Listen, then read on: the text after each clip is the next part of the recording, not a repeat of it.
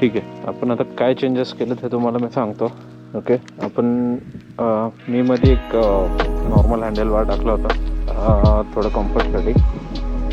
तो आपण चेंज करून परत GTचे टाकले आहेत, बट थोडे चेंजेस केले आहेत त्याच्यात आपण मी.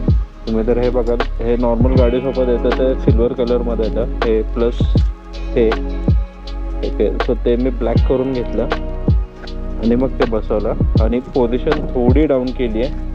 तुम्ही जर इथे बघू शकत असाल, इथे पूर्ण मी ह्या टीला चिटकवलं दोन्ही साईडनी. ओके, आपण थोडी पोझिशन अजून ॲग्रेसिव्ह झाली आणि अजून कंट्रोलिंग झाली आहे.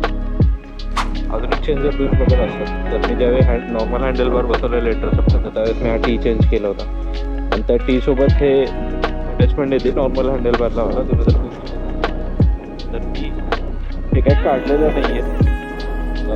त्या हँडल बारच्या जागी मी एक रॉड लावला आहे स्टीलचा CC, कारण की मला हे जे बटन्स आहेत हे किंवा हा मोबाईल होल्डर, हे लाईटचं बटन मला इथे लावायला चान्सेस खूप कमी आहेत क्लिप ऑन्सवर.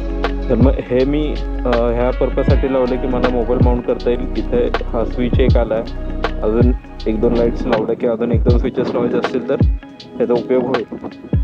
आणि ॲट द सेम टाईम ते दिसतानाही खूप छान दिसतं, म्हणजे असं थोडं काहीतरी वेगळं केल्यासारखं की अजून बॅलन्सर येतो सुपर बाईक्समध्ये, तशा टाईपमध्ये ते वाटतं. दिसताना पण एकदम छान दिसतंय.